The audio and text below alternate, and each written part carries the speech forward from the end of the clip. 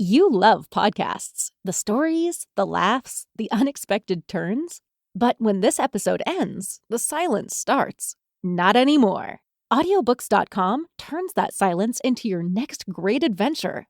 With over 450,000 titles, from bestsellers to hidden gems, your love for listening just found its new best friend. And because you already know the joy of audio, we're giving you 3 free audiobooks to start your journey. Imagine your favorite podcast, now with unlimited episodes. That's audiobooks.com. Keep the story going. Sign up for your free trial at audiobooks.com/podcastfree today. Because for podcast lovers like you, the end of an episode is just the beginning. That's audiobooks.com/podcastfree.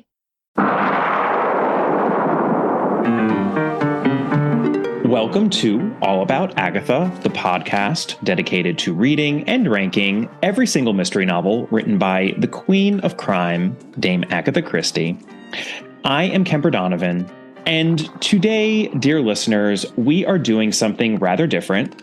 We are going to get a little personal today about Agatha Christie because we are going to talk about her religious faith and her personal religious beliefs. But we are going to do that within the podcast's usual framework of discussing a story that Agatha Christie wrote.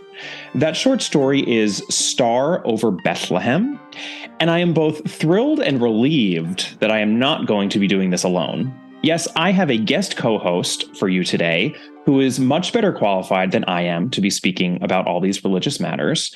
My co-host is Sarah Hinlicky Wilson, a writer, a professor, a pastor, a fellow podcaster, and most importantly, a huge Agatha Christie fan.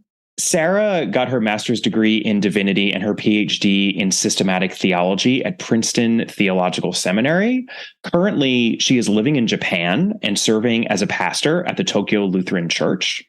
She's published hundreds of articles in places like Christianity Today, The Christian Century, Books and Culture, etc., etc. She's written a memoir and a number of scholarly books. She's also edited and contributed to a whole bunch more.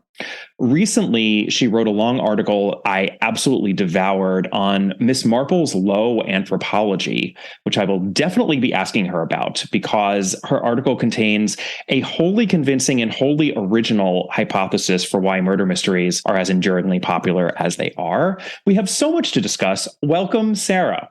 Thank you, Kemper. I can't even tell you how excited I am to be a part of this after listening with rapt attention to All About Agatha, both the public one and the Patreon one, for these many years. So thank you for responding positively to my email asking, could I possibly come on your podcast and be a part of your glory for a while?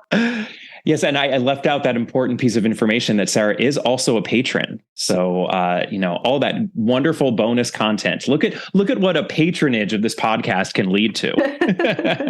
A guest co-host spot. All right. Well, we are going to be discussing, as I said up top, a number of things, but let's get right into the story that we'll be focusing on, which is Star Over Bethlehem. Now, the title of this story marks it out as having a religious theme. Bethlehem is, of course, widely recognized and celebrated as the birthplace of Jesus. And to this day, the city does a booming business, especially around the Christmas holiday. This is a little bit our Christmas in summer episode. Perhaps this is a slightly strange time to be doing this episode, but I like it. It's warm, at least here up in the Northern Hemisphere, and we can think about Christmas and Christmassy things at this time of year as well. It always makes me happy. So the star over Bethlehem itself is mentioned in the New Testament, in the book of Matthew, where a bright star is said to have appeared in the eastern sky when Jesus was born. And then the 3 wise men, or magi, notice this star, and they make their journey to the baby Jesus with their 3 gifts of gold, frankincense, and myrrh. I'm sure many of you have heard this. Christie herself makes reference to the 3 wise men and their gifts at numerous points throughout her oeuvre, but always incidentally, except for this story. This is a rare example of a story-centered religious theme. So let's talk a little bit about publication history before we get into the story proper. Star Over Bethlehem, the short story, is the titular story in the collection Star Over Bethlehem and Other Stories, which is an illustrated book of poetry and short stories that all have religious and specifically Christian themes.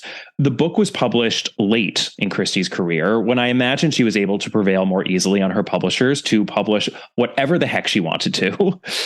In the UK, sure. It was published by Collins, not Collins Crime Club, but still by Collins, on the 1st of November, 1965, just 2 weeks before At Bertram's Hotel, which was the Christie for Christmas, but this was the Christmas Christie, which is what the little... I see what you did there. Right? Yeah, it's what the little dust jacket on my copy says. It says, "A Christmas Christie, the perfect little gift." And indeed it is. So according to Christie biographer Janet Morgan, the book was well received, and it was one of the few instances in which Agatha actually liked getting requests for autographed copies. That makes a lot of sense to me, given what an obviously personal book this is. You don't write a slim volume of Christian-themed stories and poems when you're a best-selling mystery author unless you want to. In my copy, the Star Over Bethlehem portion of the book, because it actually includes a number of poems in addition to the Star Over Bethlehem volume, that part of the book is just 81 pages. So this is a really slim volume here that she put out. And even though it was well received and it did well, I have to imagine it was not the bestseller that At Bertram's Hotel and all of her other books at this point in her career always were. I do know that the short story Star Over Bethlehem was actually written well before it was published in book form. Janet Morgan mentions that Christie's agent Edmund Cork had arranged for its publication at Christmas in an American magazine all the way back in 1947. Unfortunately, Janet Morgan did not mention which magazine, so I do not know. And Wikipedia, yes, I'm treading lightly here, but I am using Wikipedia here as a source. There is a mention there of a UK publication 1 year earlier in December 1946 in Woman's Journal. So those seem to be the serial publications of this short story specifically. My sense is that Star Over Bethlehem is the only one of these 6 stories in the collection to have been published prior to the book collection. But that's just my sense. I'm happy to be proven wrong on that score. And if anyone has any other information, please let me know. There is not a ton of academic scholarship surrounding this book, at least among the sources that I traditionally consult when I'm doing these episodes. So if anyone has more information, as always, I would really, really love to benefit from it. Interestingly, this collection is written not by Agatha Christie, but by Agatha Christie Mallowan. And that is another indicator that this story and all the stories in the collection fall outside the purview of Christie's usual output. The only other book to have been written by Agatha Christie Mallowan was her 1946 memoir, Come Tell Me How You Live. Catherine Brobeck and I covered that in a Patreon bonus episode. Now that I think about it, it's actually curious to me that her autobiography, which of course was published posthumously, wasn't also written by Agatha Christie Mallowan, because that kind of would have made sense. But my guess is that it was so closely associated with her mysteries, her publisher thought that would have been confusing. I wonder if Christie herself would have insisted on that had she been alive. Maybe not. Maybe it was always going to be by Agatha Christie without the Mallowan, but that would be consistent, I think, if her autobiography were written by Agatha Christie Mallowan, because that really is the name that I think she identified as her personal name. This collection was, of course, also published in the US in the same year, in 1965, by Dodd Mead. I should note that this is the rare Christie book that comes with illustrations. There are these lovely pencil sketches in gray and gold done by Elise Wrigley. I think they're very understated and tasteful. I quite liked them. They do appear in my copy of the book that I read. Apparently, Christie was also a fan.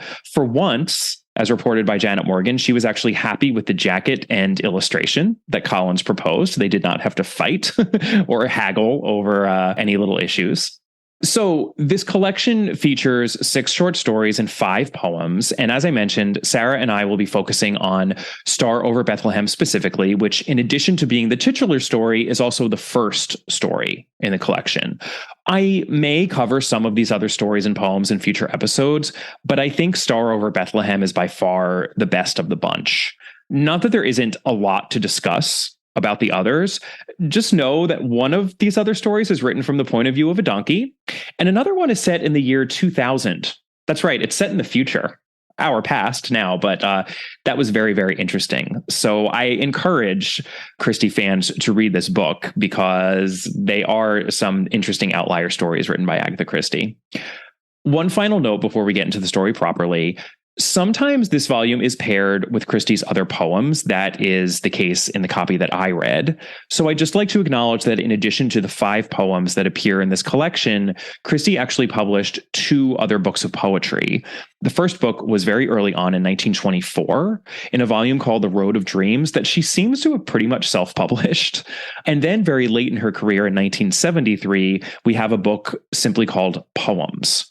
So please know I plan to discuss the poetry of Agatha Christie in a more robust way in a future episode or episodes. I am now officially going to shut up. And before we get into our usual breakdown, is there anything that you'd like to add, Sarah?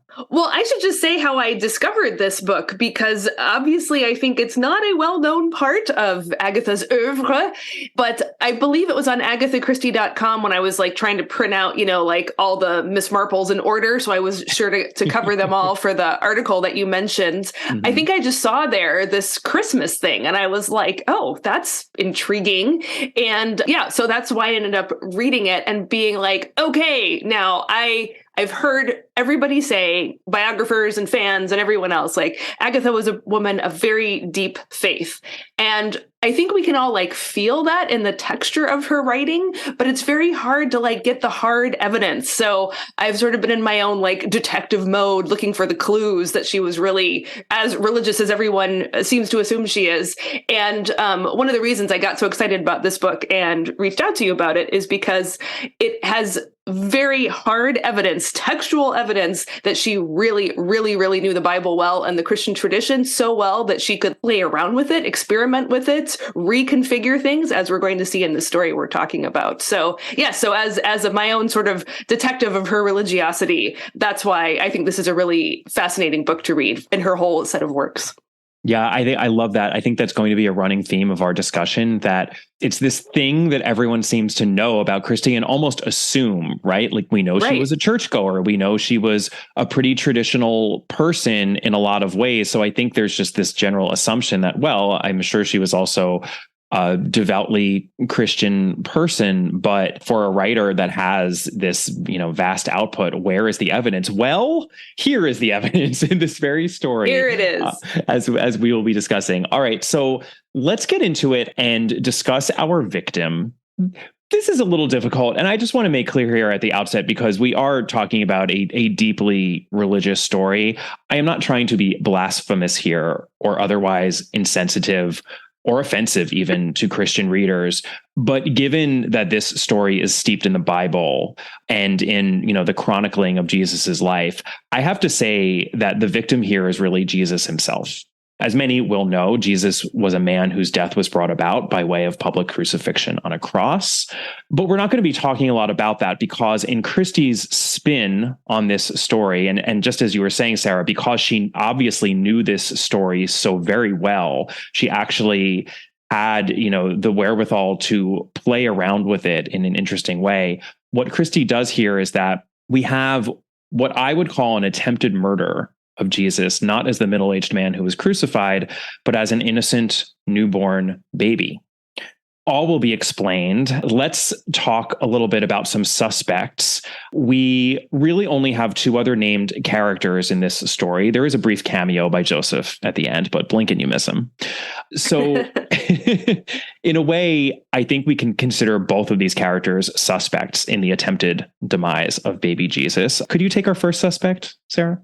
Sure. So shockingly enough, at least where the gospel story is concerned, but perhaps not shockingly where an Agatha Christie story is concerned, the first suspect is Mary. That's right. Jesus' own mother, which is interesting also because Mary functions really as the detective in the story, or the investigator. But, in Agatha Christie's story, just because you are the point of view character or the detective doesn't mean you can't possibly be the murderer. You can be both. So Mary is our first and primary suspect. Assume nothing in Christie, even in Star Over Bethlehem, her holiday theme story. Yes. All right. Exactly. Our second suspect is a presence referred to mainly in this story as the angel. That would be with a capital T and a capital A, the angel. This angel comes to Mary and makes her an offer that she very well may not be able to refuse. We will get into it as we enter the world as it appears to be. So we open on what will be recognizable to even the most casual of observers of Christmas, and that would be the nativity scene. Mary is in the stable. She's smiling at her baby in the manger. All the animals are around her. Joseph isn't there. He popped out for some groceries or something. I'm not exactly sure where he is, but again, he does make a cameo at the end of the story, but he is largely absent here. An angel, the angel, appears, shining, quote, with the radiance of the morning sun, and the beauty of his face was so great that Mary's eyes were dazzled and she had to turn aside her head, end quote.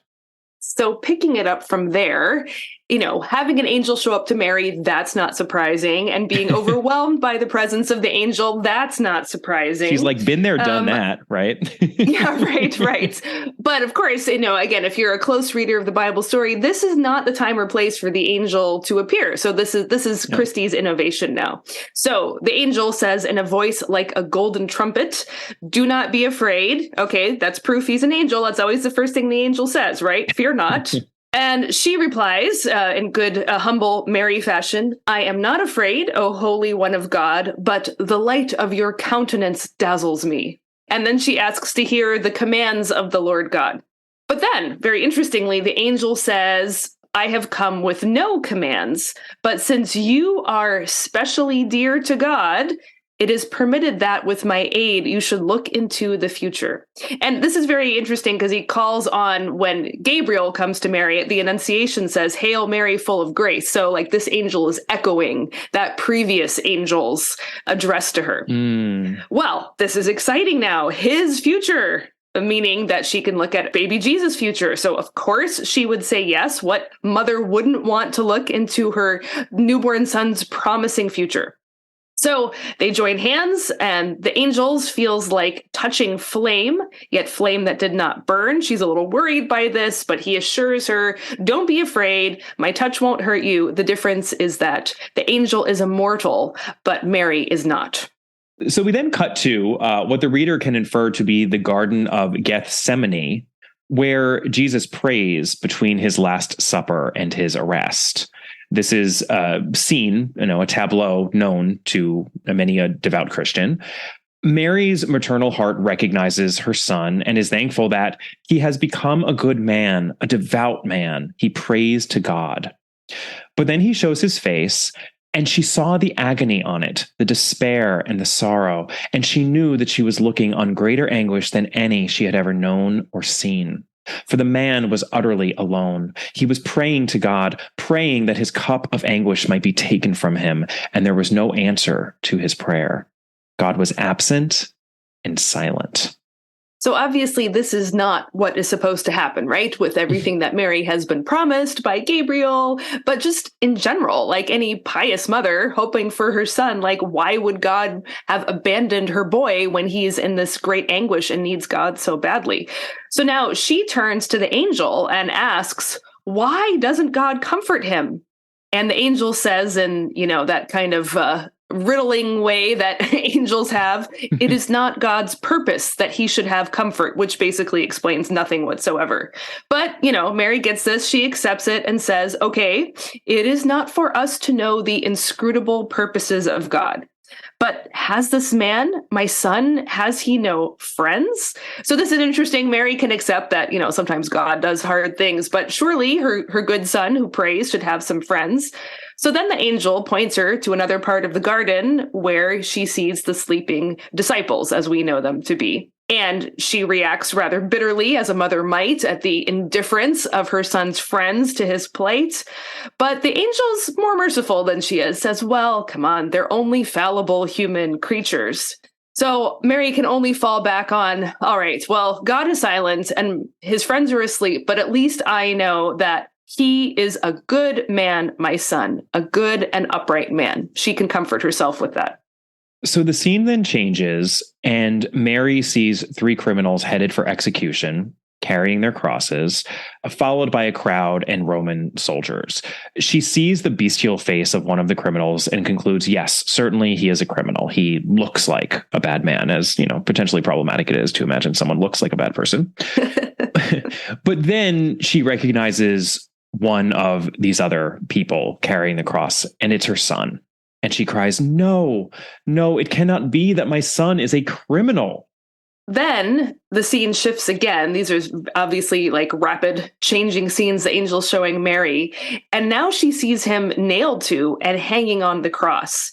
And in this moment, she comes right for the time where Jesus cries out, my God, why hast thou forsaken me?" Now, let me just jump in here as the religious detective of Agatha's faith, that she had options for what she was going to show Jesus saying on the cross. He says several things from the cross, but if she wants to get like the last words of Jesus, Agatha actually had three options. So she could have gone to the Gospel of Luke, where Jesus' last words are, "Father, into your hands I commend my spirit." Or she could have gone to the Gospel of John, where Jesus' last words are, "It is finished." Both of them are relatively calm and triumphant, giving what death by crucifixion feels like. But instead, Agatha decides to zero in on the last words as recorded in Mark and Matthew's Gospels. And that is this wrenching, my God, why have you forsaken me?" So this is really fixating on the anguish and abandonment part that Mary has already been seeing in the previous scenes, but now culminates in these last words before death on the cross. And it's obviously extremely upsetting. And Mary protests, "No, no, it is not true. He cannot have done anything really wrong. There has been some dreadful mistake. It can happen sometimes. There has been some confusion of identity. He has been mistaken for someone else. He is suffering for someone else's crime." And of course, we know that this is actually true, just not in the sense that Mary perceives it to be. And we really feel for Mary at this point. And I also just like what a great Christie thing this is to do, is for a sentence to be uttered that's true, but not in the way at least the speaker thinks it's true, or, and we have to be good detectives of the story to understand that she is speaking the truth, but not the way she thinks she is either. Yep. So then, however, the angel is going to show her that, well, no, he's not actually suffering for someone else's crime in the sense that Mary thinks, but for his own. So now the angel shows her in another switch of tableau, the figure of the man she revered most on the earth, the high priest of her church. And just another little side note from me here, I'm very struck that she says the high priest of her church. She doesn't say the high priest of the temple. She doesn't make it super Jewish here. She is making this kind of like, by using the word church, she's making it proper to Christians rather than externalizing the blame onto the Jews. And I just note that because, as you have often observed, there's a lot of casual anti-Semitism in Christie. So it's kind of happy, like in this one place where the consequences are pretty high, she actually makes it proper to Christians rather than blaming the Jews. I was very struck by that too, almost to the point where, because I don't have the same sort of confidence, I think, as a reader, I'm not as familiar with my Bible as you clearly are, Sarah. And I was thinking to myself while I was reading the story, well, they are Jewish, right? That's kind of the point, not the point, but like that's how the story works. And it's minorly alluded to, but there's not a whole lot made of it. And I think it is really interesting that she chose to do it that way. And I think it kind of shows that this is the focus of this story. The purpose of this story really is different from what she's doing in her mysteries. So there's nothing casual, about, if she were to do that, it wouldn't be casual. Right. And right. I think she was putting a lot of thought into how she was characterizing people and different faiths and whatnot. And it does feel respectful. Right. Well, I mean, Mary, Jesus, and this high priest, they're all Jewish together. So it's like an internal quarrel. And so in a way, even if she had drawn more attention here to the high priest being Jewish, it would have kind of missed the point that it's Mary accepting the correct judgments of the high priest of something she belongs to, that, as we're about to hear now, this noble looking priest declares, this man has spoken blasphemy. That is the judgment against her son. But again, this is within the family. It's not between two different competing religious families at this point in the story. Right. And by the way, it actually didn't occur to me while I was reading the story, but just while we were reviewing it just now, this flashing onto different scenes of her son's life. Sure, it's her son's life and not her life, but it reminds me a little bit of A Christmas Carol. Yeah. Right? Maybe just because I'm in the Christmas mode, but we know that Christie was a huge Dickens fan, and this is a Christmas Christie. I mean, this was very much written, I think, to be consumed around the Christmas holiday, and I have to imagine that she was at least indirectly inspired by A Christmas Carol, which had kind of, sunk in to her DNA as a writer or just as a person, honestly. Right. And as a Dickens fan. So I love the connection that I think we can draw between A Christmas Carol and this story. Yeah, that means that we are reading A Ghost of Christmas Past, but she is seeing the ghost of Easter future or Good Friday future. I love it. Yes, exactly. Thank you for putting it that way. So we kind of diddly-oop our way back into the stable, back to the nativity scene, and Mary is in a state of total disbelief. She and Joseph and now baby Jesus, they are a good God-fearing family. Her family, Joseph's family, they are going to bring their son up to practice religion and to revere and honor the faith of his fathers. A son of ours could never be guilty of blasphemy. I cannot believe it. All this that you have shown me cannot be true. Mary is still protesting to this angel. This just cannot be right, what you have shown me. Right. So, I mean, this is the time, right, to doubt whether the angel is telling her the truth about the future. And so then in the story, the angel shows his face to her again. He is still beautiful and radiant. And he says to Mary, "What I have shown you is truth." It's capitalized in the text. "For I am the morning angel, and the light of the morning is truth. Do you believe me now?" And this really is the key moment in the story, because I'm just going to quote directly from Christie's text here. "And sorely against her will, Mary knew that what she had been shown was indeed truth," with a capital T, and she could not disbelieve anymore. She's so distressed in this moment that she looks at the baby and she cries out, "Oh, indeed, it would have been better for you if you had never been born, or if you had died with your first breath, for then you would have gone back to God pure and unsoiled." So at that point, it becomes clear that this was actually where the angel hoped to bring Mary by showing her the terrible future waiting her son. He wanted her to recognize it would have been better for this child never to have been born or to have died in childbirth. So the angel says, "Look, I realize as a mother that you are grieving, so I am actually going to give you the power to say whether this child of yours will live or die." I sort of, reading this, I was like, oh, he's the angelic department of pre-crime, like from Minority Report or something, like the little ball rolled down the chute, like, uh-oh, criminal.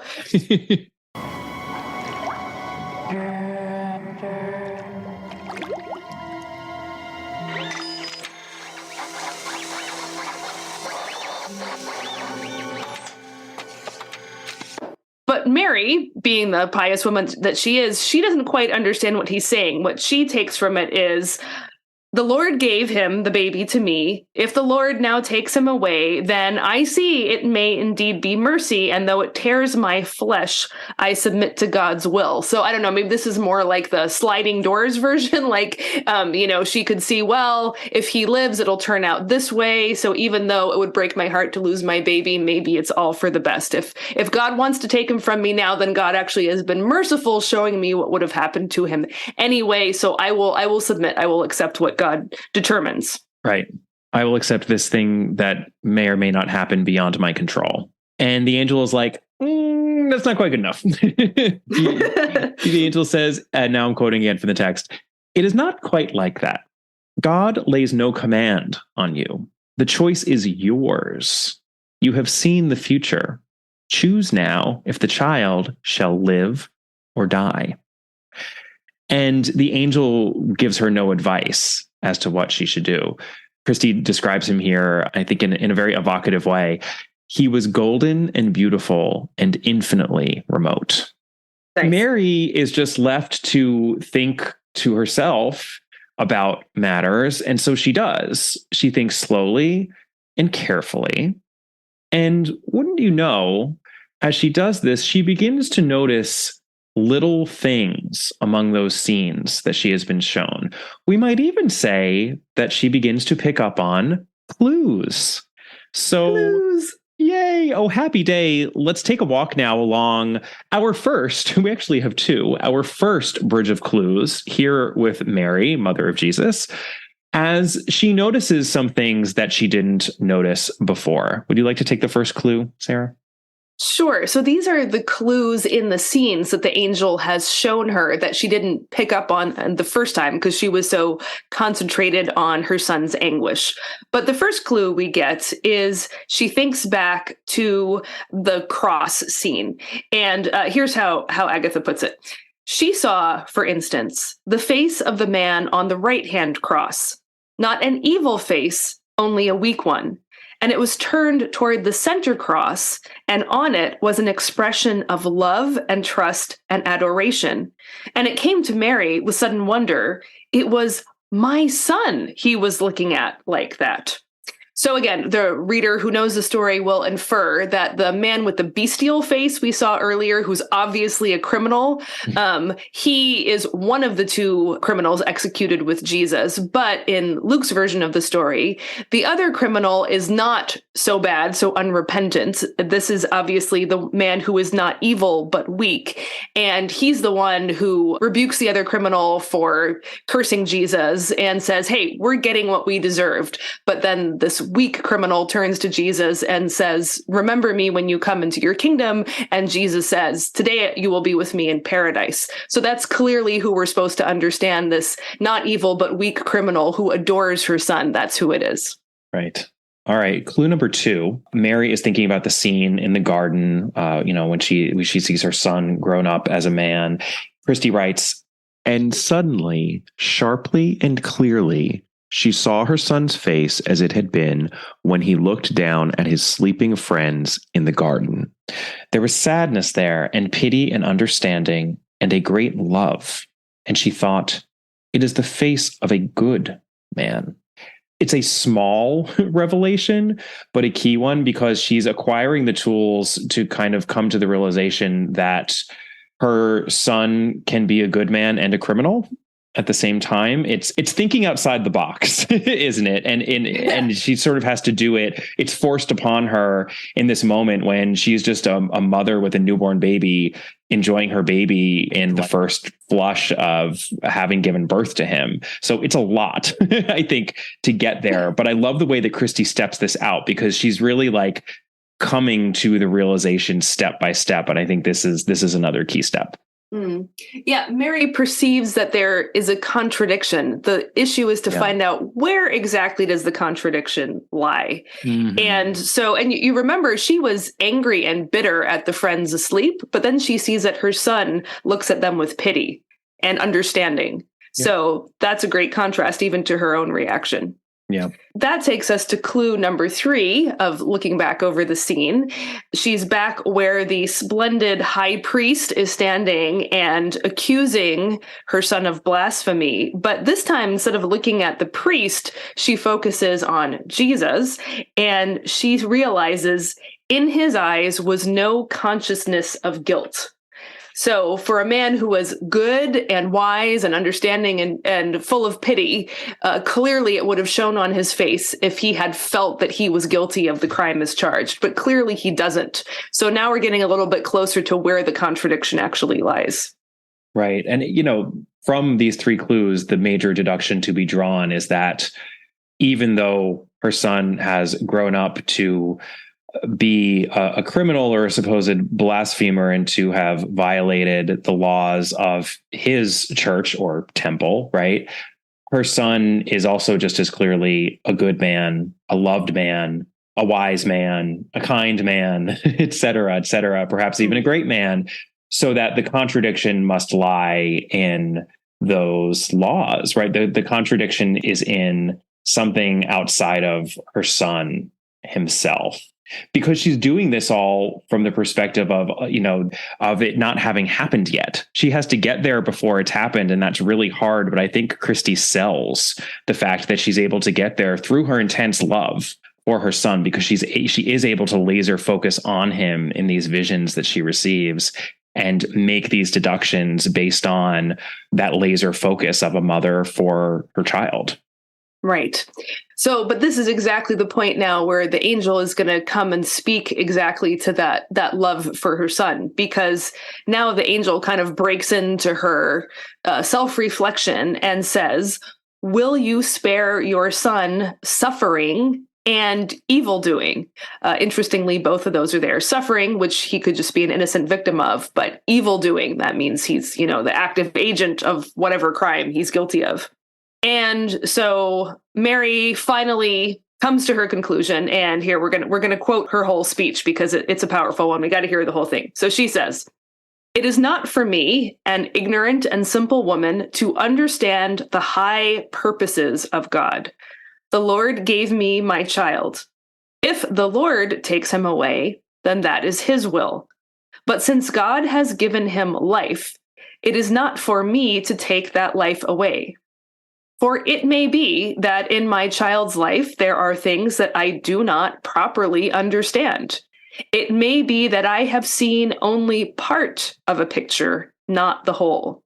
My baby's life is his own, not mine, and I have no right to dispose of it."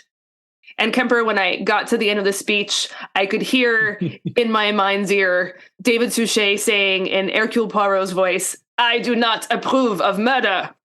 That's the best paraphrase. That is exactly what Mary is saying there. Yeah. You were dead on with that. I really love that. Well, this pesky angel tries again.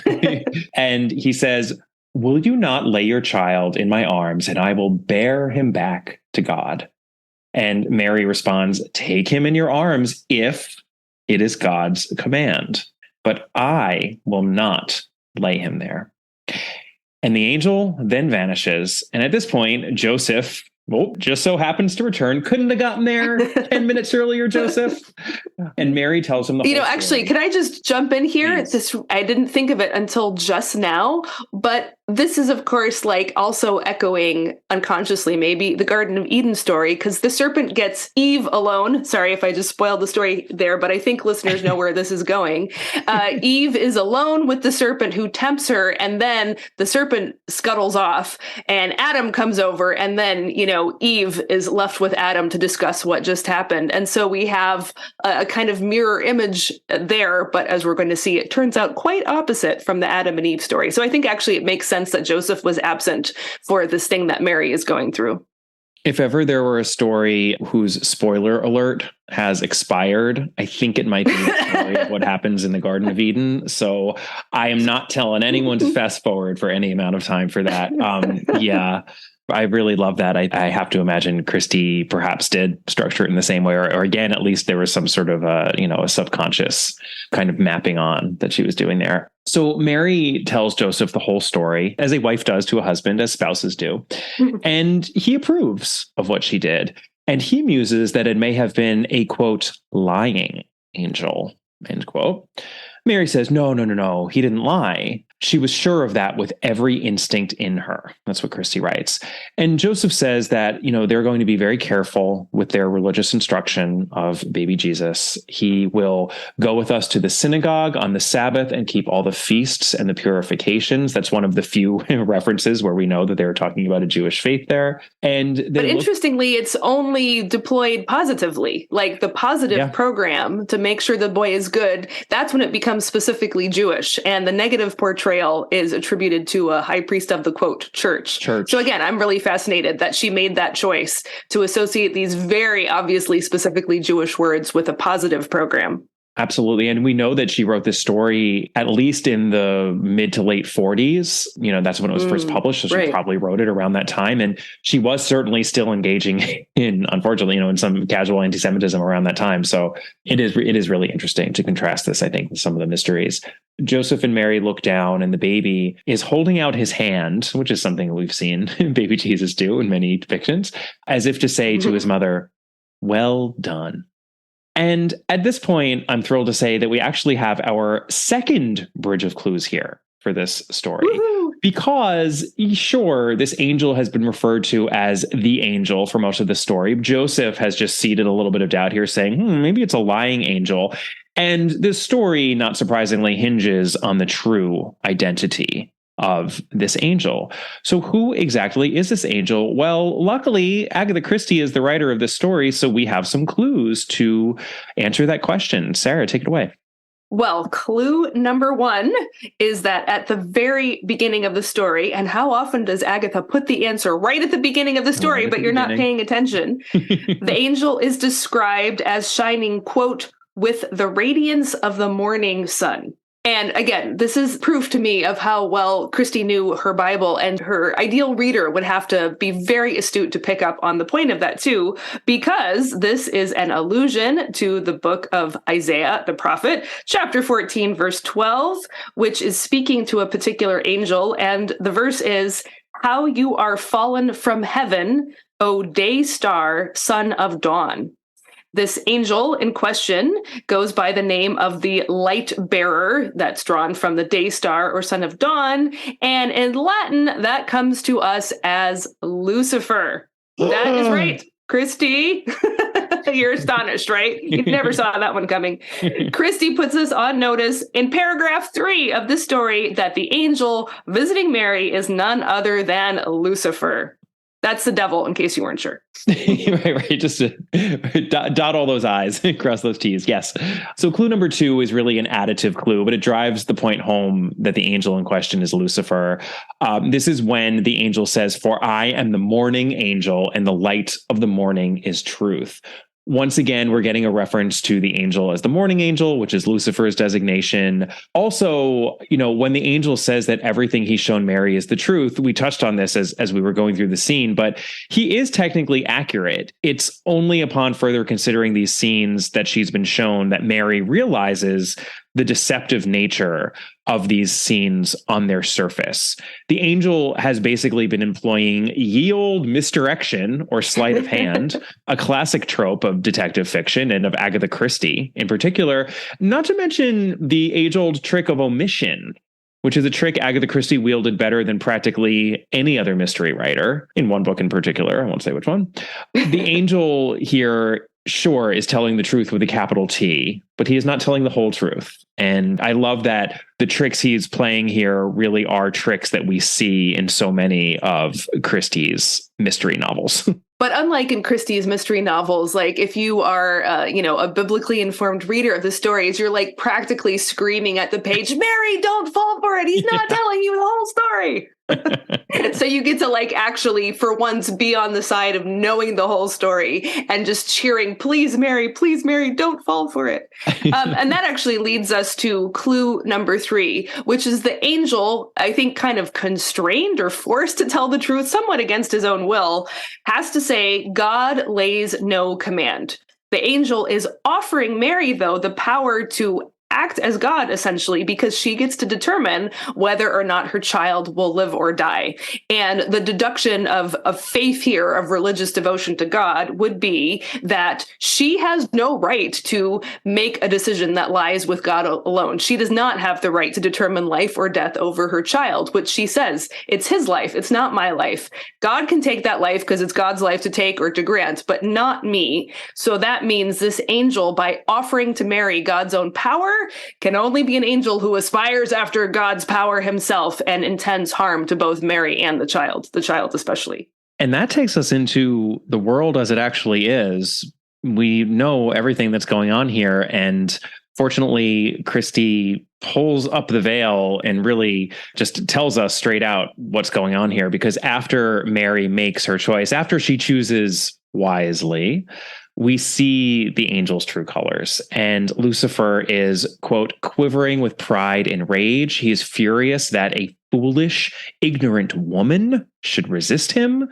And he looks forward to tempting that baby when that baby is grown into a man. And this, of course, is forecasting Jesus' temptation in the wilderness. And Lucifer is quite certain that he will succeed where he has failed here with Mary, and that Jesus will be tempted. Though, of course, Lucifer is also wrong about this, because Jesus will successfully resist the temptation in the wilderness many years into the future. It turns out that Jesus was a good boy, listened to his mother, and she trained him well to resist the devil's temptation.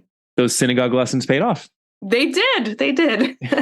And then finally, in case we hadn't quite gotten the point, now Christie actually tells us plainly the identity of this angel. Quote, "And Lucifer, son of the morning, laughed aloud in ignorance and arrogance and flashed through the sky like a burning streak of fire down to the nethermost depths." And this is clearly alluding to, again, the Gospel of Luke, this time, chapter 10, verse 18, where Jesus says, "I saw Satan fall like lightning from heaven." Our scene then shifts again to the east, where 3 watchers of the heavens came to their masters to notify them of a great light in the sky. It must be that some great personage is born. And they all murmur of signs and portents, but a very old watcher contradicts them and says, "A sign from God? God has no need of signs and wonders. It is more likely to be a sign from Satan. It is in my mind that if God were to come amongst us, he would come very quietly." So I think definitely that last line is Agatha's own sentiment, because we won't go into other stories in this collection, but she is very into the subtle and quiet appearance of God in our midst. That is a recurring theme here. But the crazy thing about this story that reconfigures the title of the story and thus of the whole book is that actually the star over Bethlehem is not some happy constellation that astronomers of the ancient worlds identified from Persia and followed to Jesus' birthplace. No, actually the star over Bethlehem is Lucifer, falling from the sky in his ignorance and arrogance at his failed temptation of Mary on his way back to hell. The Star of Bethlehem is an angry devil. What a thing to do. I mean, this is all conjecture, but if I had to guess what the genesis of this story was, it would be that Christie had the idea when she was just kind of musing over the traditional story, thinking to herself, the Star of Bethlehem, that seems like such a flashy, showboaty sort of thing to do. Seems much more like the work of Satan than God, because it is true. I mean, it's a through line in these stories, and it's so Christie-esque, I think, to associate ultimate goodness and stability and faith with someone who comes in quietly and sort of like does the work behind the scenes, and like you don't even realize that he's there until the work has been done. And that, I think, goes hand in hand with the way she was or tended to be. She was not a person who herself liked to showboat, and she often had these ideas about established traditions. She mentions in so many of her books how she would have done the 3 weird sisters in Macbeth, for example. And she had all sorts of unconventional ideas about Shakespeare and other very traditional things. And I could easily see her saying, Star of Bethlehem, sign of God? Pfft, no. Sign of the devil, more like it. Hey, I'm going to write a story about that. and she totally pulls it off. She does. It's amazing. And, there is lots of room to play here because I think contrary to popular belief, there is so little about the devil or devils or demons in the Bible. I mean, almost nothing in the Old Testament.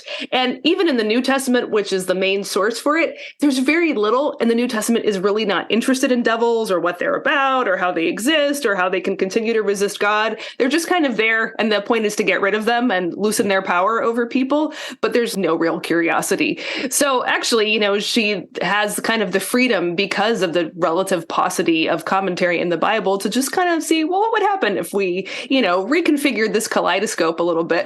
I thought it was weirdly effective, actually, because we've had to have this shift about what kind of person Jesus is. Like, how does this contradiction exist that he's a good and innocent man and yet condemned as a criminal and executed?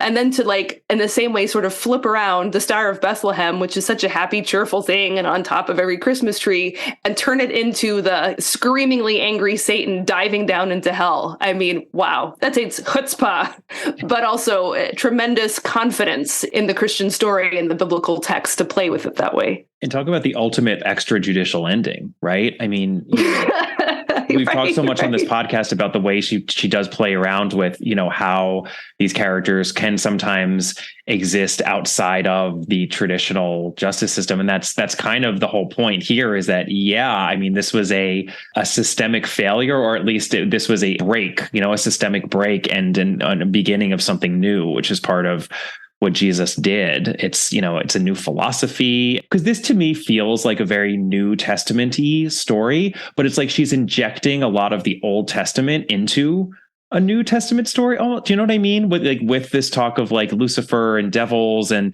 the focus on devils. And it's really interesting what she's doing here. That's the funny thing about it. Like I said, there is almost, other than this one verse from Isaiah, which kind of like got lifted by Christians to illuminate some of the devil related texts in the New Testament, it's actually not an Old Testament concern at all. It's just a little pet peeve of mine, but people often talk about the Old Testament God as the God of wrath, which is like such a desperate misreading of the Old Testament. There's plenty of wrath in the New Testament and so much mercy in the Old Testament. So to me, this is very much like focused on this Christmas story. But I think for her, it's both the clue thing, but also, as you said, there's so much interest in her books about extrajudicial solutions to crimes.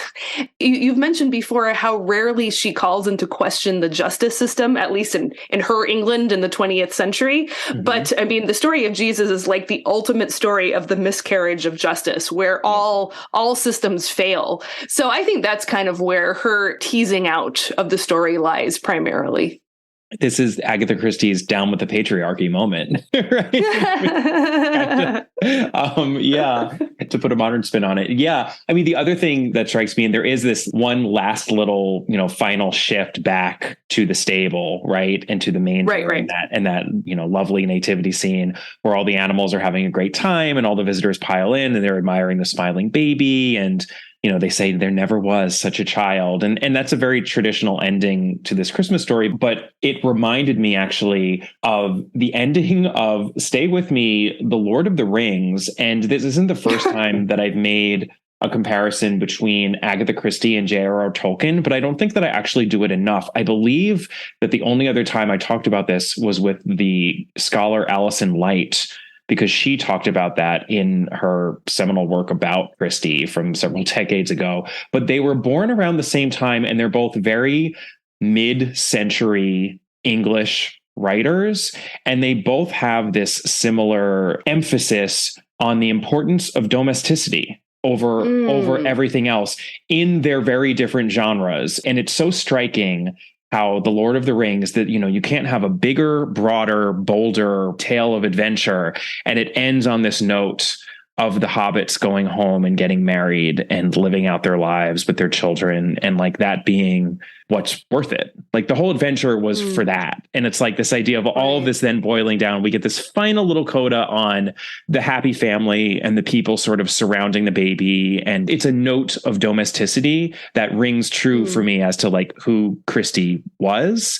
And I think that too speaks to the enduring power of her work, not just a tale like this, but many of her mysteries as well, because she was so interested in domesticity, actually, and very accurate about how she depicted it, which is why I think her books still speak to people, because even though domesticity changes, the sense of domesticity and the importance of it is universal and timeless. And I think that's also why, Tolkien is still very relevant and people can't get enough of him. And it's just funny because they both, if you describe both of them, they seem like such dinosaurs, and like they're so stuck, completely stuck in this specific time, in a specific country, in a specific moment.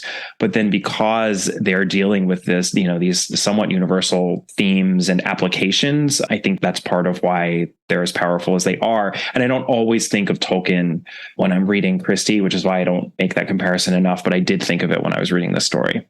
That is such an interesting observation. And as you're talking, I was just thinking of the other stories in this collection, and they are all oriented somehow towards, family life or ordinary life being blessed or restored, or human connections on that very just everyday interpersonal level being healed. And even actually, whenever you get back to these stories, the last one in this collection actually goes back to Mary, but many years in the future when Jesus is already risen from the dead and ascended into heaven and gone.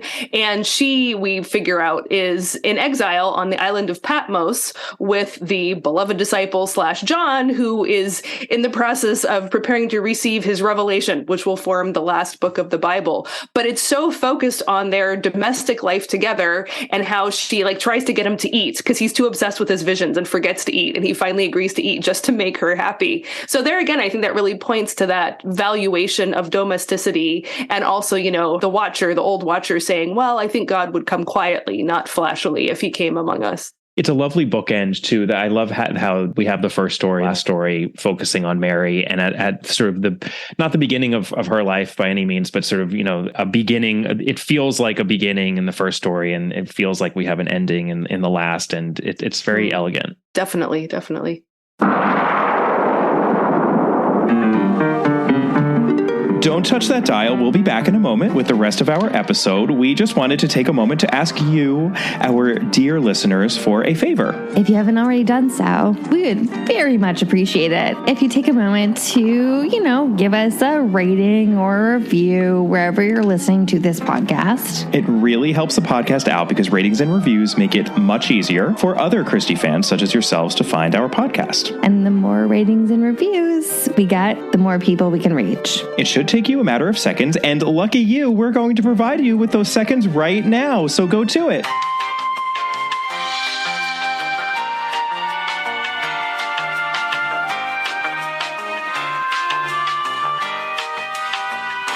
Thank you so much. And now, back to our regularly scheduled programming.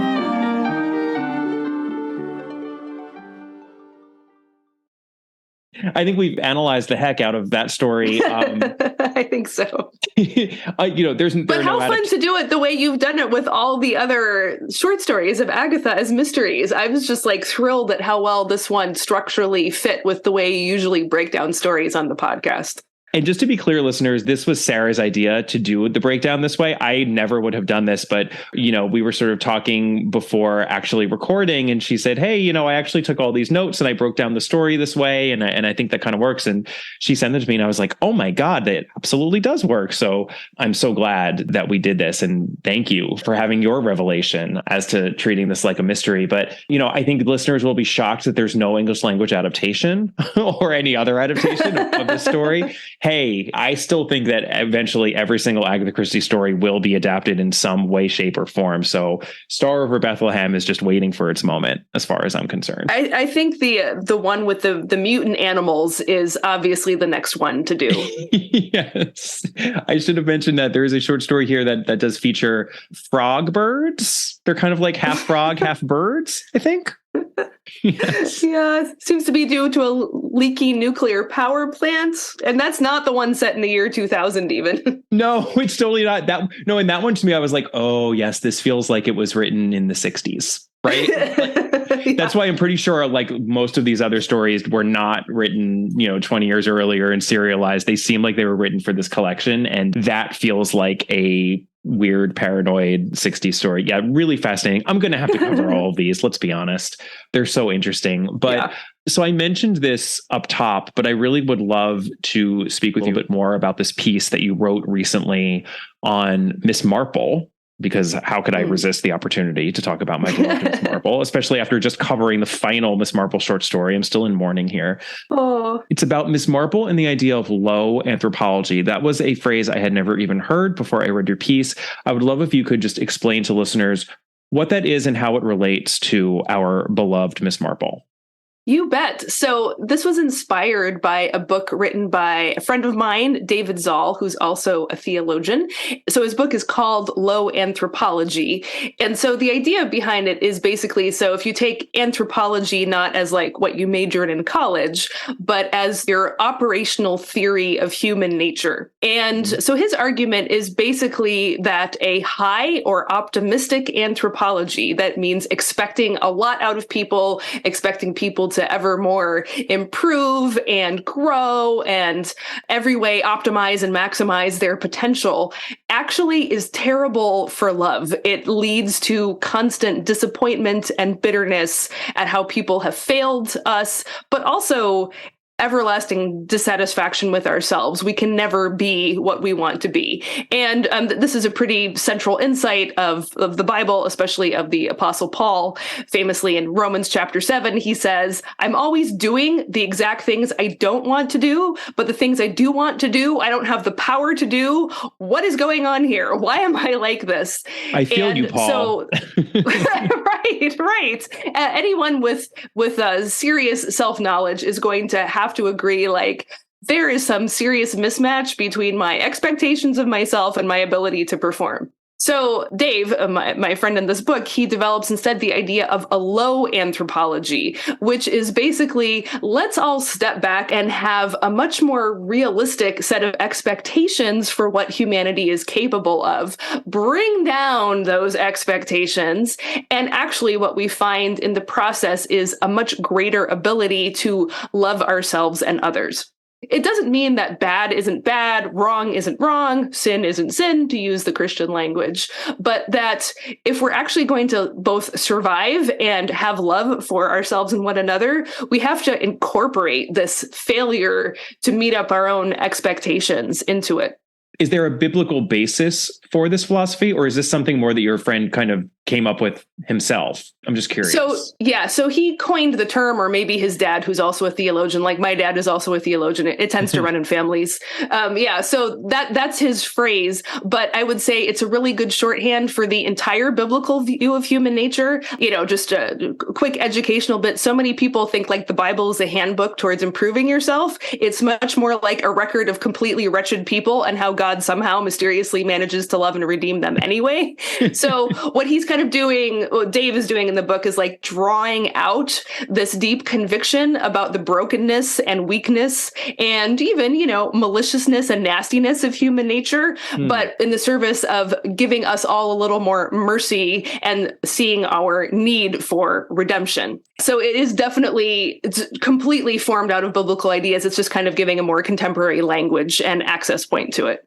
Got it. Well, and I think many listeners will have already made the connection based on what you said to Miss Marple, because that is one of the marvelous things about Miss Marple, is that she is a woman of faith. She is a Christian woman too. And it comes up a lot. It comes up more than you would think, actually, when you really do read the texts closely, that Miss Marple is a very Christian woman. And yet she does think very little of people, or she at least has no problem recognizing the many, many and extremely serious faults of her fellow man. And this is, one of the many ways in which she is based on Agatha Christie's Auntie Granny, and perhaps even her other grandmother, since she had two grandmothers on her mother's side, but her Auntie Granny in particular just had no problem thinking the worst of people and almost invariably being correct about that, which is one of Miss Marple's superpowers. But I think most people, and myself included, would view that as a contradiction. The fact that she could be devoutly Christian and have this faith-based approach to her own life, and yet also think so poorly of her fellow man. But I think what this low anthropology philosophy is doing is showing that that's not necessarily as much of a contradiction as it might seem to be. Is that fair? In fact, I would say there is zero contradiction, that actually with this proper understanding of the Bible's merciful but very low estimation of human potential, that Miss Marple is actually the iconic Christian in the whole Christieverse, that it is her incredibly low expectations of people that actually allows her both to have a kind of mercy to them that almost nobody else does, while at the same time holding strictly to justice. Like, she does understand that there are, even within, fallen humanity, there are lines you don't cross. And one of those is taking another person's life. And in that case, within purely human justice, it is important that the guilty are the ones who are caught and punished, even if we're not entirely thrilled with her passionate devotion to capital punishment.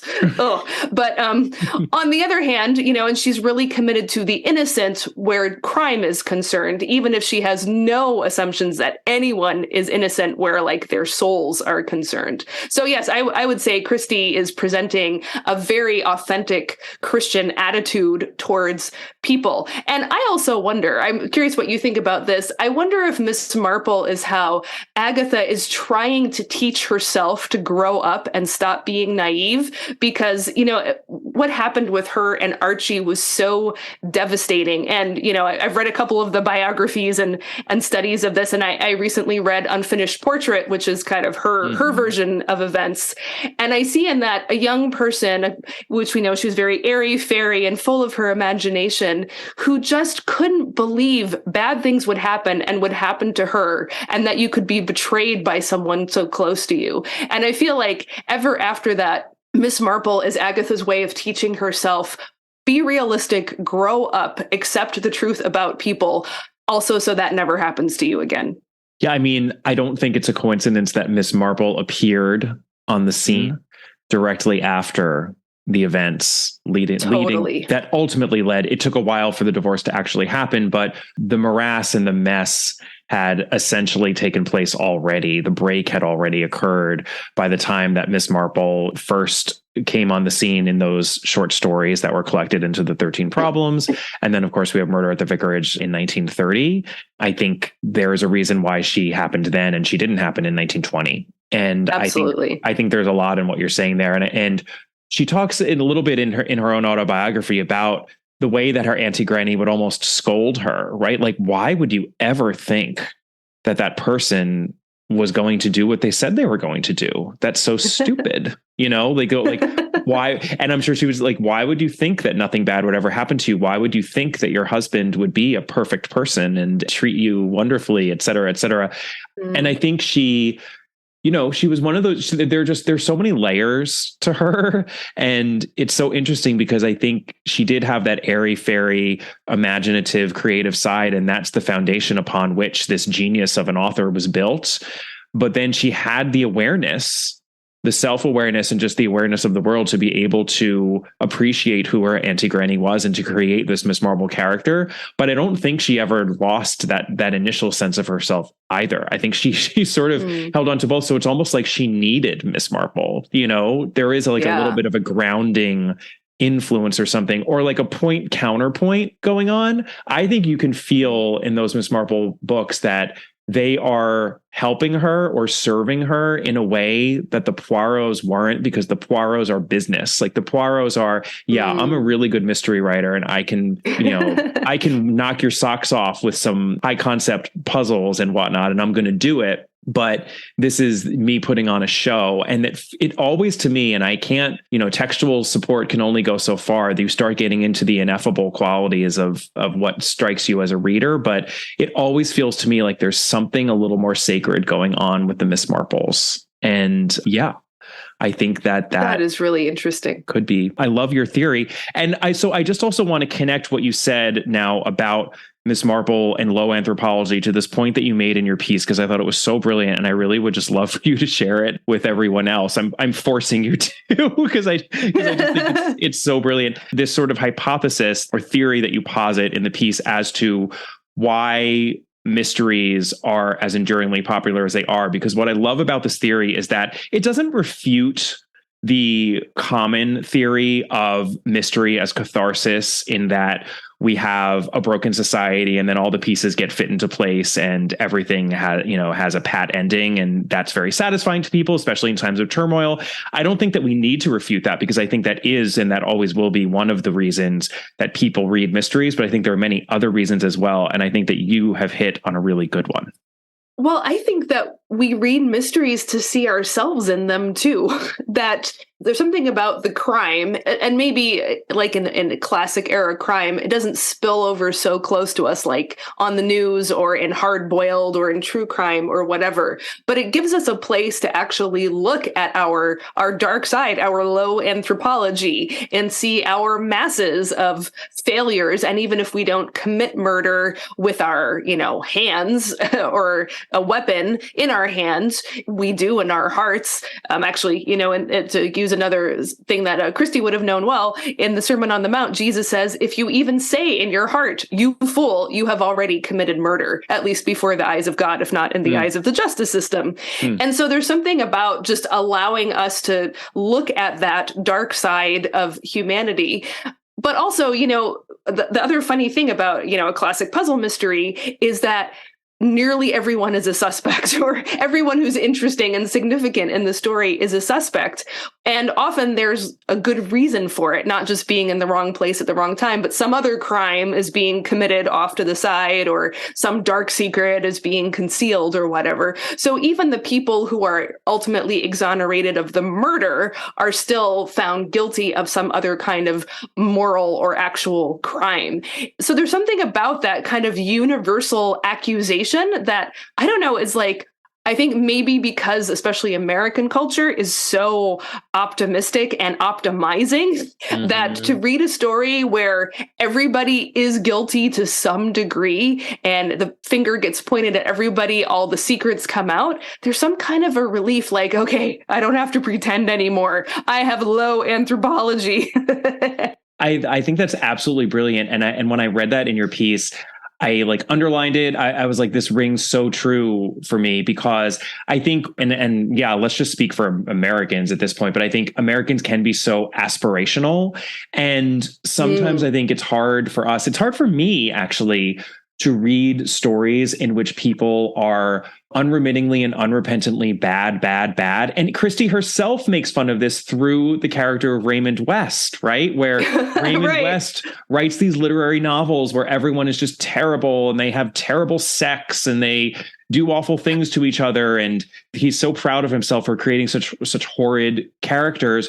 And I never thought about it, but a mystery is a story in which characters and 80%, I mean, I don't know the actual percentage, but I'd say probably about 80% of the main cast of characters in any murder mystery, because there do need to be these robust red herring side plots, are bad people to some significant extent. They've had affairs, or they've had, children they haven't told anyone about, or they've been harboring some other deep, dark secret. And even though they're not unmasked as the murderer at the end, something is unmasked, or some indiscretion has been committed. And we still believe in them as people. And I think we're still able to consume the story and to interact with those characters and get that sort of a catharsis out of it in a way that we might not be able to, or I wouldn't be able to, in a purely literary novel. And I think that's so helpful and so healthy, given that this whole, the low anthropology philosophy, which also just very much rings true to me. I think that has to be another reason why these mysteries are so enduringly popular. And I just had never read it expressed exactly in that way. And I think you really are onto something there. Well, thanks. And I'm just glad to hear classic detective fiction vindicated for its realism, because so often it's scoffed at, and it's the hard-boiled and the noir and the true crime and the serial killer stuff that's realistic. No, how often have you run into a serial killer? But every day you deal with people who let you down and frustrate you. Every day you deal with yourself. So I think actually this classic mystery fiction really is true to life in a way that the Raymond West novels just never will be. Oh, I love that. I could rag on Raymond West all day. So I mentioned that you are in Japan right now. I'm actually, I have to tell all of you listeners, I very rarely do these interviews and these co-host gigs with other people at night. But because Sarah is in Japan, I'm actually doing this at night, my time. And I'll be honest with you, Sarah, this is when I used to actually do my co-hosting with Catherine.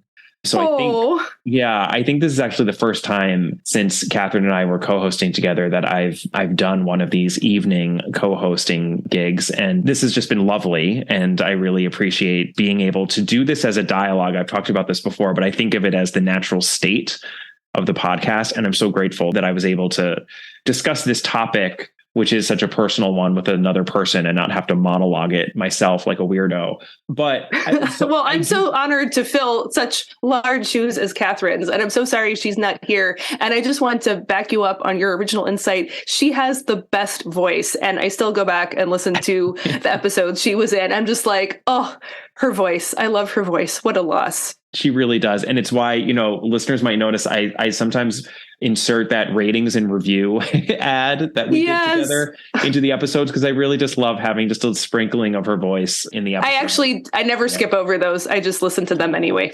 Well, yeah, I don't do it in every episode, but I really do try to do it as often as I can. But all of that was a very long-winded segue into asking, since you are actually in Japan, I'm curious if you are at all familiar with the Agatha Christie fan club in Japan, whose rankings grid I was fortunate enough to feature on the show. I mean, that rankings grid was old, but I do know that there is some sort of a robust Agatha Christie fan club presence. And I just wonder if you have come across them at all. No, in fact, this is very funny. Everything I know about Agatha Christie in Japan, I've learned from your podcast. So actually, on my list to watch the anime series with Miss Marple and Poirot and the duck. Is that right?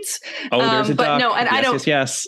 Yeah, and I don't speak Japanese, so I wouldn't be able to get in on it that way. But yes, it makes sense to me though that would be here, because basically every subculture you can imagine exists in Tokyo somewhere. which is one of the many wonders of Tokyo, why it's such a magical place. I'm curious though, how did you get into Christie? I mean, what did she mean to you either growing up or whenever you first came across her? Oh, yeah. So I've been trying to reconstruct. I'm pretty sure the first time I read a book of hers was, wait for it, Hercule Poirot's Christmas. Oh, boy. It fits for the Christmas episode in the summer that we're doing here. Yeah. And it was assigned in 10th grade English class. And it was I think it must have been my first time reading a detective novel, because I remember I was one of those kids who always read the whole book within 2 days. And then just you had to tread water for 3 weeks while we went through the whole thing at everyone else's pace. But I remember my best friend at the time was, she wasn't as far along. And so I was saying, oh my gosh, you'll never believe who the killer is. And she was like, is it so-and-so? And I was like, no, like an idiot, because I didn't understand how spoilers work then. And then finally she stumbles on who the actual killer is. I won't say here. And I was just like, choke, what do I do now? So that's how I learned never to have that conversation with someone who hasn't read the same book that you have. But then I don't think I read them any again until between my sophomore and junior year of college. I was staying with some relatives for the summer working, and they just had a huge pile of Agatha Christie's in their house, and there wasn't anything else to read. So I started reading them. And I have very distinct memories of those. I remember the title, Third Girl. I remember the plot of The Pale Horse. I remember reading Curtain, which may have been the first one I read, and of course didn't make any sense being at the beginning. And I remember the revelatory moment and after the funeral. But the thing is, afterwards, I felt that Christie cheated all the time by not giving you all the clues, and that she used bigamy constantly. And now that I've gone back, largely due to your podcast, actually, which I discovered through She Done It, shout out to She Done It. I've gone back, and I just the way I coped with the pandemic was I was like, all right, I'm going to read every Agatha Christie novel. And the completionist part of me came out. Mm-hmm. And having done that, I was like, where did I get the idea, A, that she cheated, and B, that she used bigamy? I could find 2 instances in the entire canon. So anyway, that calls into question memory, and memory calls into question the judicial system itself, but we don't need to go there. And I always was more of a Dorothy Sayers fan. I discovered her a little bit later, and she's more obviously religious, and she's a very stylish writer. She's super smart and shows it off. And there's a kind of, the development of Peter Wimsey and Harriet Vane and as humans is much deeper. So I was very snotty towards Agatha Christie until I started rereading with your podcast. But then I realized it's just there's no comparison. There's just 2 very different kinds of authors. So I feel like Agatha Christie is the kind the sketch artist, like Picasso, who can draw 5 lines on a piece of paper and it evokes the universe. Whereas Dorothy Sayers is much more to me, she's a mosaic, and there's lots of jewels and bright colors and flashing lights. But you just don't go to those 2 different kinds of pieces of art for the same reason. They serve totally different artistic visions.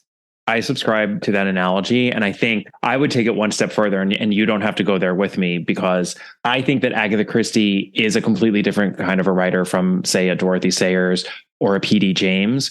But I think that the kind of quote unquote artwork she does is much more unusual than what a lot of those other writers do. And I think, like, Picasso, for example, there's only one Picasso, like, I think it's what Christie's doing, almost no one else could do, which is why anyone who tries to imitate her, it's kind of a disaster. Whereas, and I say this, I'm not as well read in Dorothy Sayers, I have to admit, but I have gotten into, actually, in the last couple of years on the Patreon account, we read Cover Her Face, actually the first P.D. James mystery. And I love P.D. James, and I had read a few P.D. Jameses when I was younger.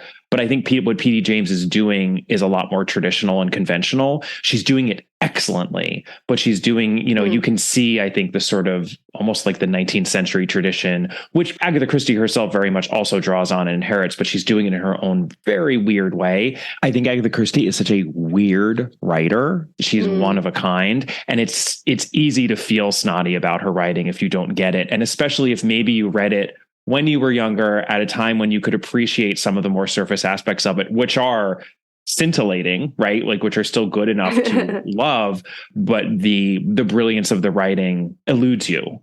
And that's why I think it is such a revelation to read as an adult and realize, oh my God, like, she's doing something really interesting here. But that observation does not have to be at the expense of Dorothy Sayers and P.D. James. It's not meant to be, but I do think there is that kind of that unique quality to Agatha Christie's writing, which has been a big takeaway of my close read over these last 6+ years.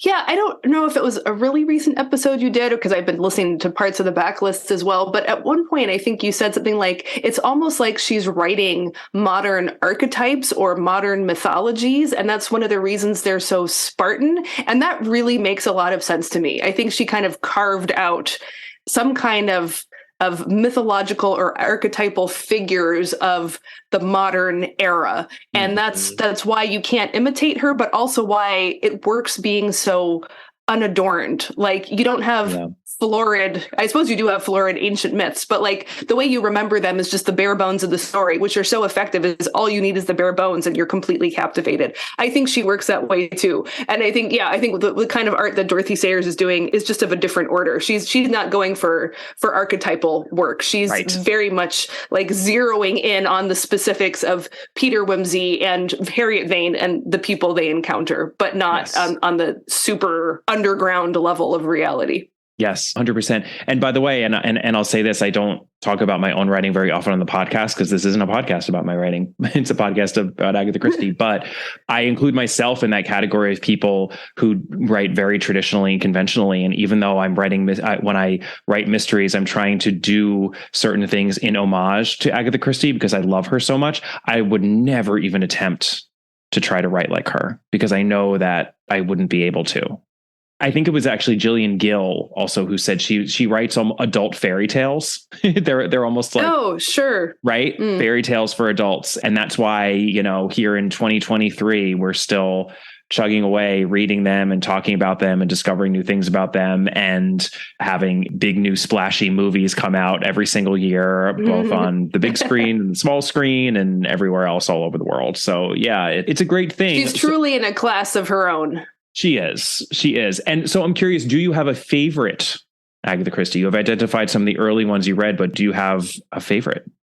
I'm almost embarrassed to admit this, but Hercule Poirot's Christmas really does have a sweet spot in my heart because it was the first. I just think the clues are amazing and the twist is so shocking. So, I know it has gotten a little denigration on this podcast. I'm not going to hold you to account for that, but I'm the defender. And I think it was one of, I know. And I think it was one of the first I rediscovered when I started reading her again. And it was like, this is really good. I'm going to keep going. So I'm going to stick by that one. Hey, I think it's the first one is always a magical one, right? Even though I actually can't remember what the first Agatha Christie I read was, unfortunately. I wish I could, but I cannot. So I love that. And then I couldn't let you go without asking the question that I ask nearly everyone on this podcast: Poirot or Marple? I know, I hate to say it, but it is Poirot, and for the same reason. But also, I have to say, it's because probably the next time I picked up Agatha Christie in adulthood after that college reading was I was vacationing in Belgium with my husband and son. We were taking a bicycle trip. I didn't bring enough to read. I went to a used bookstore, and lo and behold, I found The Big Four, which is a totally awful, stupid disaster of a Christie book. I get that, but it was Poirot, and it was in Belgium, and then I lived in France for almost 8 years, so just something about his French utterances and stuff, and his concern with gastronomy, which I have to say speaks very much to my stomach as well as my heart. So in terms of like affection, definitely Poirot. But as you know, because I have not written about Poirot, I have written extensively about Marple. But she almost kind of like intimidates me. Like I kind of need her also to keep me grounded, but like I'm not sure I'd want to cozy up to her. Whereas Poirot, I know I could cook him a dinner that he would really enjoy. He would not shudder, and we would get on famously. But Miss Marple, I think I'd want to more like consult when I need help. Yeah, your entry point for Poirot would be his stomach, and you kind of have like a surefire path there, but you're on shaky ground with Miss Marple. We all are. It could either go really well or really badly. Totally. Well, Sarah, where should people go to read or listen to more of your work? I imagine there will be many people who will be curious to hear more from you after this episode. Sure. The easiest thing to do is just go to sarahhinlickywilson.com. You'll have to do 2 H's in a row there because there's an H on the end of Sarah and then Hinlicky. Everything that I do can be found there somewhere or other. And I will also give you a direct link to the Miss Marple essay that I wrote, because it's like you have to be signed up for my newsletter to get it. But I'll give you a link to put in the show notes so people can just jump right to it. And I will put that website URL in the show notes as well. So we'll do a link to the website and a link to the Miss Marple article. I'm obviously a big fan of your work, and I'm so thrilled that you reached out and asked to come onto the show, because this has been a fantastic episode. I've really had so much fun, and I just want to thank you for being a co-host with me. You are welcome, and thank you. It's been such a treat. That is Star Over Bethlehem by Agatha Christie Mallowan. Thank you again to my co-host for this episode, Sarah Hinlicky Wilson. Those links to Sarah's work are down in the show notes for this episode, along with a link to the podcast's Patreon page. Sarah is a proud patron, so head on over there if you'd like some bonus content, www.patreon.com/allaboutagatha, or just click on that link. I will be dropping an episode in a few short days all about the Sven Heersen series. That's right. We now exist in a world in which an adaptation of a fictional character created by a fictional character created by Agatha Christie is a reality. Is this a dream or a nightmare? You'll have to tune into that episode to find out.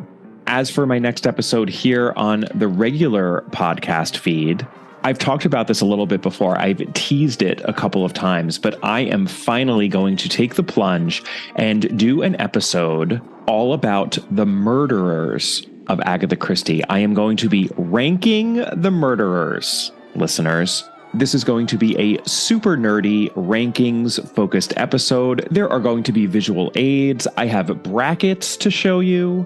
If today's episode was Christmas in June, then my next episode is going to be March Madness in June. So what I'll be doing is ranking the murderers as opposed to the novels themselves in every full-length Agatha Christie mystery. I'll be pitting different murderers against each other. We're going to have some pretty hairy death cage matches here. I'll get into my methodology on the episode, but I cannot wait to bring that to you in 2 weeks' time. And in the interim, if you'd like to get in touch, please do. You can email me at allaboutthedame@gmail.com. And you can find the podcast on Twitter at allaboutthedame and on Instagram at allaboutagatha. I have also set up a Facebook page for myself as an author, since I do have a mystery novel coming out in January 2024. That would be The Busy Body, very much inspired by Agatha Christie. So you can find my author page at Kemper Donovan Books over on Facebook. You can also pre-order the book itself, The Busybody, by clicking on the link to my publisher in the show notes. There is an array of booksellers from which to choose when you click on that link, including bookshop.org, which allows you to contribute a portion of the online purchase to independent bookstores across the United States. Please do give the podcast a rating and or a review if you haven't yet done so. It's always appreciated, and I'll see you next time. Bye.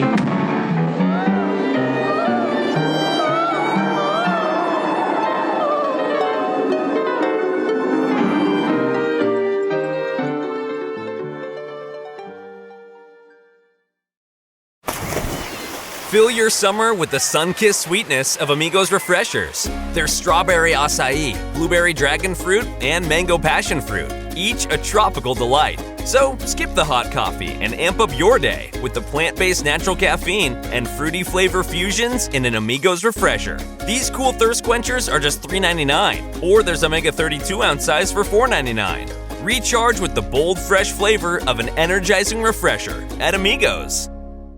Whether you're looking to build a website for your business, your hobby, your podcast, or just for fun, Pair Networks is your go-to web hosting partner. Not only do we have the lowest domain price in the industry, starting at just $11, we've got hundreds of stunning website templates to help you stand out from the crowd. You're not a techie? Not a problem. With our easy DIY site builders, you can launch your impressive website without any technical know-how. And when it comes to security and updates, don't worry, we've got you covered. Our 24/7 US-based customer support is the best in the industry. Check out pair.com today to learn more. PAIR.com.